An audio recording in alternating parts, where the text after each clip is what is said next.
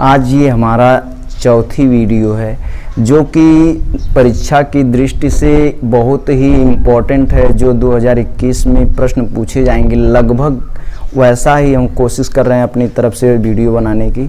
ये बहुत ही important topic है। आज हम लोग ज्ञात करेंगे वैद्युत द्विध्रुव के कारण किसी बिंदु पर वैद्युत क्षेत्र की तीव्रता निकालने का व्यंजक। तो आओ पहले उस हेडिंग को लिख लेते हैं।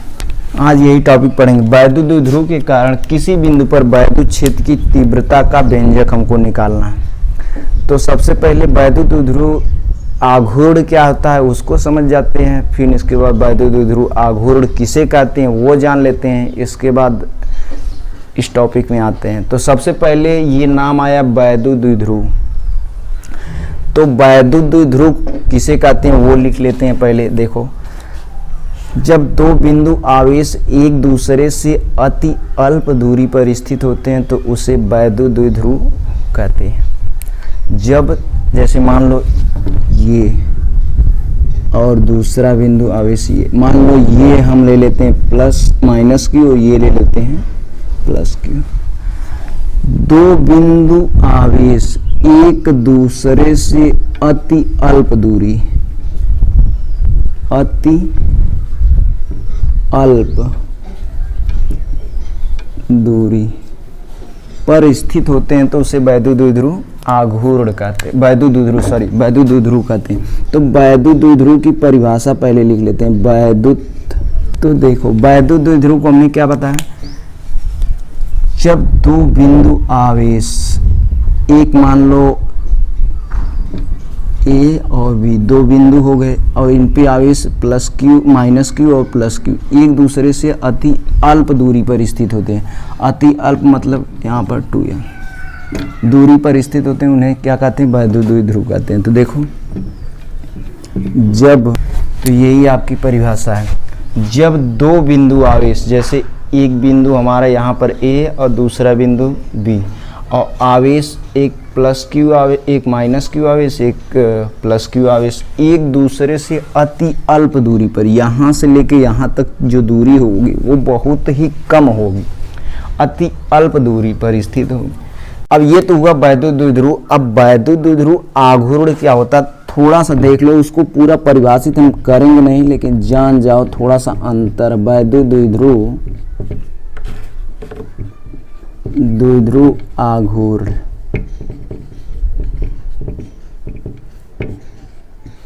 इसमें क्या होगा देखो, जब यही परिभाषा सेम रहेगी, जब दो बिंदु आवेश एक दूसरे से अति अल्प दूरी पर स्थित होते हैं तो उसे आप कहते हो वैद्युत द्विध्रुव कहते हो। अब इसमें क्या बोलेंगे, जब दो बिंदु आवेश एक दूसरे से अति अल्प दूरी पर स्थित होते हैं, इसके बाद यहाँ तक तो सेम परिभाषा लिखोगे। इसके बाद यहाँ पर थोड़ा सा देखो जो, अच्छा चलो लिख देते हैं। देखो, जब दो बिंदु आवेश एक दूसरे से अति अल्प दूरी पर स्थित होते हैं तो उसे वैद्युत द्विध्रुव कहते हैं। और जब ये देखो वैद्युत द्विध्रुव आघूर्ण में थोड़ा सा अंतर होता है, यहाँ तक तो परिभाषा सेम रहेगी लेकिन यहाँ से देखो, यानी जब दो बिंदु आवेश एक दूसरे से अति अल्प दूरी पर स्थित होते हैं, परंतु ये चीजें आपको ध्यान देनी, परंतु दोनों आवेशों में से एक आवेश का परिमाण, चाहे इस आवेश का और चाहे इस आवेश का, दोनों में से किसी एक आवेश का परिमाण, यानी कि जैसे हम यहाँ पर ले लिए माइनस क्यू, इनका परिमाण लेंगे तो प्लस में क्यू आ जाएगा। यहाँ पर प्लस क्यू है, इनका परिमाण लेंगे तो ऑलरेडी प्लस ही हो जाएगा। तो दोनों में से किसी एक आवेश का परिमाण तथा दोनों आवेशों के बीच की दूरी के गुणनफल को ही वैद्युत द्विध्रुव आघूर्ण कहते हैं। तथा इन दोनों आवेशों में से किसी एक आवेश का परिमाण और इन दोनों आवेशों के जो बीच की जो दूरी है उनके गुणनफल को ही हम क्या कहते हैं, वैद्युत द्विध्रुव कहते हैं। वैद्युत द्विध्रुव को आप P से व्यक्त करते हो। कैसे व्यक्त करते हो, P से। तो P बराबर दोनों में से किसी एक आवेश का परिमाण यानी Q इंटू 2L, ये हो जाएगा आपका वैद्युत द्विध्रुव आघूर्ण। ठीक, वैद्युत द्विध्रुव आघूर्ण यानी कि जब दो बिंदु आवेशों में से किसी एक आवेश का परिमाण और उनके बीच की दूरी के गुणनफल को ही क्या कहते हैं, वैद्युत द्विध्रुव कहते हैं। तो ये थोड़ा सा अंतर है, इन्हीं के कारण हम किसी बिंदु पर वैद्युत क्षेत्र की तीव्रता ज्ञात करेंगे। तो आओ हम चलते हैं वैद्युत क्षेत्र की तीव्रता के लिए। आपको वैद्युत द्विध्रुव के कारण किसी बिंदु पर वैद्युत क्षेत्र की तीव्रता ज्ञात करना, यहाँ पर आपको दो तरीके से इनको ज्ञात कर सकते हो।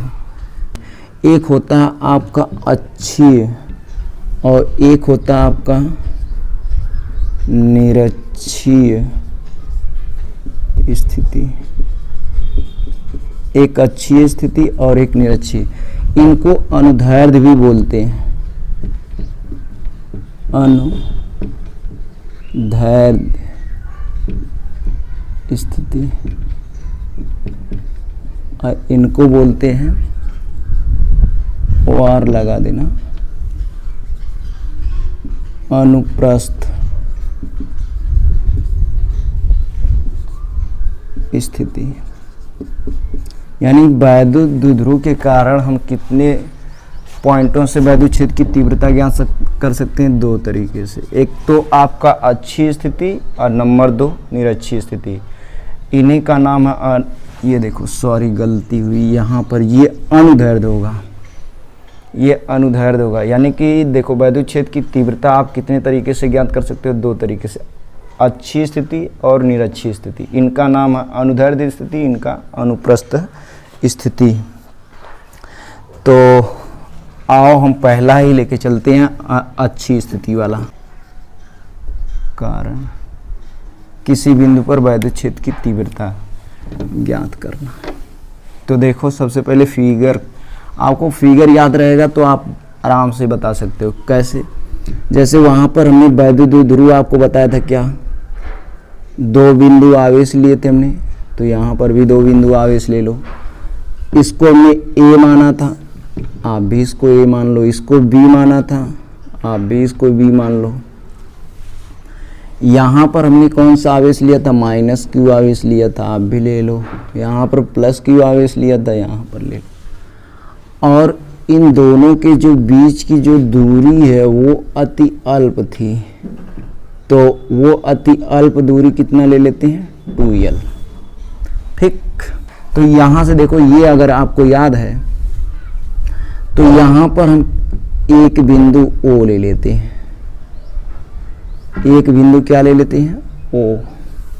और यहाँ से R दूरी पर, कितनी दूरी पर, R दूरी पर एक बिंदु हम ले लेते हैं P।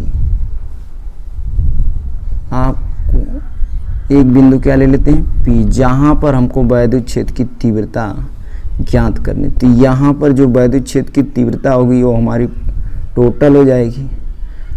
अब देखो यहाँ पर जो वैद्युत क्षेत्र की तीव्रता होगी वो दो तरीके से होगी। इधर हो जाएगी वैद्युत क्षेत्र की तीव्रता E1 और इधर हो जाएगी, देखो हमने क्या समझाया था, जैसे माना दो बिंदु आवेश, जैसे माना दो बिंदु A हुआ यहाँ पर, जैसे ये देखो बिंदु A और ये बिंदु B। तो माना दो बिंदु A और B कहाँ पर स्थित हैं, वायु में। वायु में रहेंगे तो K बराबर 1, वायु में स्थित है। फिर इसके बाद हमने बताया था बिंदु A पर कौन सा आवेश है, बिंदु A पर कौन सा आवेश है, माइनस Q। तो ये देखो हमने बिंदु A पर कौन सा आवेश लिखा, माइनस Q। फिर इसके बाद बोला बिंदु B पर कौन सा आवेश है, प्लस Q। तो बिंदु B पर कौन सा आवेश है, प्लस Q स्थित है। और इन दोनों के बीच की दूरी कितनी है, 2l है। और दोनों आवेशों के बीच की जो दूरी है वो कितनी है, 2l। और इनका मध्य बिंदु कितना है, O, मतलब मध्य बिंदु आधा आधा, मतलब आधी दूरी इधर हो देंगी, आधी दूरी इधर हो।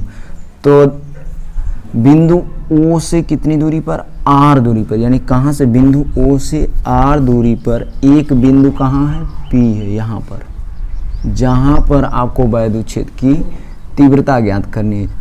तो जहाँ पर आपको क्या करना, वैद्युत क्षेत्र की तीव्रता ज्ञात करनी है, जिसकी परिणामी तीव्रता E, यहाँ पर जो परिणामी तीव्रता होगी वो क्या होगी, E होगी। माइनस Q आवेश के कारण जो तीव्रताएं होंगी वो आपकी, माइनस Q आवेश के कारण तीव्रता E1 और प्लस क्यू आवेश के कारण जो तीव्रता होगी आपकी E2 है। अब इसके बाद ये आपका इतना बात समझ में आ गया। अब देखो जैसे मान लो यहाँ माइनस क्यू आवेश के कारण, किसके कारण, बिंदु P पर जो तीव्रता वो हमारी E1 हो जाएगी, तो माइनस क्यू आवेश के कारण हम निकालेंगे क्या, यहाँ पर दूरी, क्या निकालेंगे हम, दूरी।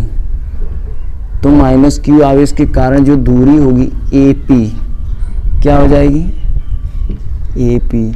तो यहाँ से देखो AP आपको माइनस क्यू आवेश के कारण चाहिए, तो यहाँ से लेके, अच्छा देखो यहाँ से लेके यहाँ तक की जो दूरी वो कितनी है, R है, और यहाँ से इतनी दूरी कितनी है, L है। तो टोटल दूरी कितना हो जाएगा माइनस क्यू आवेश के कारण, R प्लस L।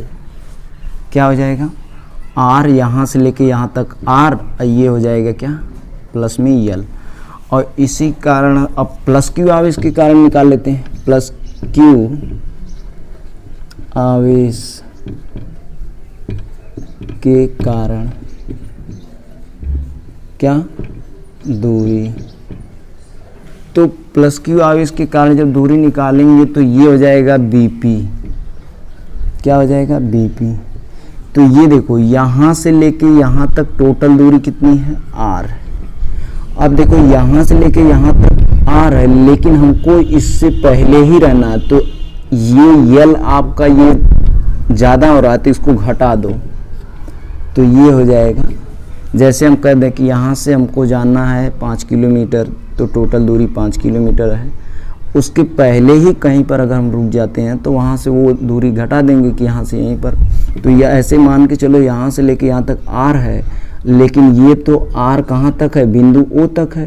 अब हमको ज्ञात करना है बिंदु P तक, तो ये दूरी और हम निकाल लेते हैं पहले माइनस क्यू आवेश के कारण। तो देखो माइनस क्यू आवेश के कारण जो वैद्युत क्षेत्र की तीव्रता थी वो क्या थी, आपकी E1 थी। तो यहाँ पर हम जो निकालेंगे E1 बराबर क्या हो जाएगा, 1/4 पाई एप्सिलॉन 0, ठीक, Q बटे R स्क्वायर। Q बटे क्या हो जाएगा, R स्क्वायर। तो R स्क्वायर का मान यहाँ पर कितना है, जो दूरी है उसी का हो जाएगा R प्लस में L का होल स्क्वायर। अब यहाँ पर करेंगे हम, जब प्लस क्यू आवेश के कारण, आवेश के कारण बिंदु P पर वैद्युत क्षेत्र की तीव्रता क्या हो जाएगा, E2। इसका क्या हो जाएगा, 1/4 पाई एप्सिलॉन 0 Q बटे R स्क्वायर। R यहाँ पर दूरी हमारी कितनी है, ये हो जाएगा R माइनस L का whole square. R minus L का क्या हो जाएगा, आपका होल स्क्वायर। ये हमारा माइनस क्यू आवेश के कारण है, ये हमारा प्लस क्यू आवेश के कारण है। अब इसको मिटाते हैं। अब यहाँ पर हम परिणामी तीव्रता निकालते हैं। परिणामी तीव्रता जब निकालेंगे तो E बराबर E2 माइनस में E1 हो जाएगा। तो E2 का मान हमने पीछे निकाला था, तो 1/4 पाई एप्सिलॉन 0 Q बटे यहाँ पर था आपका R माइनस L का होल स्क्वायर। और यहाँ पर E1 का मान कितना था, 1/4 पाई एप्सिलॉन 0 Q बटे R प्लस L का होल स्क्वायर। अब इन दोनों में देखो Q यहाँ पर भी है और Q यहाँ पर भी, 1/4 पाई एप्सिलॉन 0 यहाँ पर भी है, 1/4 पाई एप्सिलॉन 0 यहाँ पर, तो कॉमन ले लेते हैं। तो Q बटे 1/4 पाई एप्सिलॉन 0, तो यहाँ पर हो जाएगा R माइनस L का whole square, R plus L का होल स्क्वायर। तो ये हो जाएगा, इसका क्रॉस गुणा करवाते हैं, तो R प्लस L का होल स्क्वायर हो जाएगा और R माइनस L का होल स्क्वायर। ये देखो इनका गुणा करवाएंगे तो ऐसे हो जाएगा, नीचे क्या हो जाएगा, डायरेक्ट करते हैं R स्क्वायर वर्गांतर का सूत्र का होल स्क्वायर हो जाएगा। ये वर्गांतर के सूत्र से कर दिया। तो यहाँ पर होगा Q बट्टे 1/4πε0। इनको तोड़ देते हैं, a प्लस बी के होल स्क्वायर। इनको a मानेंगे, इनको b मानेंगे, तो r square plus l square plus 2rl। इनको कोष्टक में कर लेते हैं, माइनस में इनको भी तोड़ो,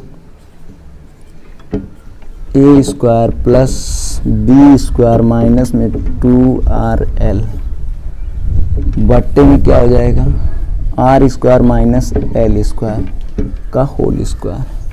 अब इनको अंदर गुणा कर देते हैं, तो कितना हो जाएगा, q बट्टे 4πε0, ये हो जाएगा r square plus l square plus 2rl।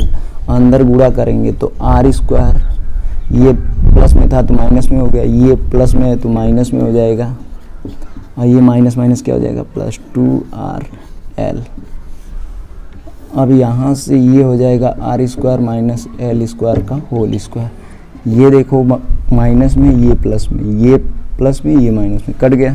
अब यहाँ से बचा क्या आपका, देखो ऊपर इसको मिटा देते हैं। आपका परिणामी तीव्रता E के बराबर बचा क्या है वो देखो। E बराबर आपका बचा कितना, Q इंटू 4πε0 4l r बटे r स्क्वायर माइनस में l स्क्वायर का होल स्क्वायर। तो यहाँ से आपका बचेगा E बराबर में, अगर इनको हम Q इंटू 4πε0 इसको तोड़ देते हैं, तो इसको तोड़ते हैं 2r इंटू 2l कर देते हैं। अब बट्टे में r स्क्वायर माइनस में l स्क्वायर का होल स्क्वायर कर देते हैं। तो इसके बाद ये देखो QL 2l इंटू Q को एक तरफ लेके आते हैं, तो Q इंटू 2l को एक तरफ लेके आते हैं, बट्टे में 4πε0 हो जाएगा 2r बट्टे r स्क्वायर l स्क्वायर का होल स्क्वायर। यहाँ पर आप जान जाओ कि होता क्या, मतलब हमने वैद्युत ध्रुवा गुण P बराबर बताया था Q इंटू 2l होता है। तो यहाँ पर P लिख सकते हैं, यहाँ इसके स्थान पे P बटे 4πε0 2r बटे में कितना हो जाएगा, r square minus l square का होल स्क्वायर। अब यहाँ पर देखो l लेस देन r, अर्थात आप बोल सकते हो कि r मतलब l बहुत छोटा है किसकी तुलना में, r की तुलना में, इसलिए इनका वर्ग और भी छोटा हो जाएगा, इसलिए l को हम नगण्य मान लेंगे। और जब नगण्य मान लेंगे तो होगा कितना, 2r बट्टे में ये हो जाएगा r स्क्वायर, इसको नगण्य मतलब 0 मान लेते हैं एकाधिक, तो p बट्टे हो जाएगा 4πε0 2r बट्टे में r की पावर में 4। तो यहाँ पर p बट्टे 4πε0 2r into r q into r कर देते हैं, क्या दिक्कत, इसको काट देते हैं। तो आपका बचा कितना, E बराबर में बचा कितना 1/4πε0। इस P को इधर भेज देते हैं, तो 2p बट्टे में r q, ये हो जाएगा आपका अच्छी स्थिति में वैद्युत क्षेत्र की तीव्रता। अच्छी स्थिति में वैद्युत क्षेत्र की तीव्रता, चाहे अनुप्रस्थ स्थिति में वैद्युत क्षेत्र की तीव्रता। तो आज देखो ये वैद्युत क्षेत्र की तीव्रता निकल गया, E बराबर 1/4πε0 2p बट्टे r q। इसके बाद हम लोग कल पढ़ेंगे निरक्षीय स्थिति में वैद्युत क्षेत्र की तीव्रता। अगर वीडियो अच्छी लगी हो तो लाइक, शेयर और सब्सक्राइब करिए।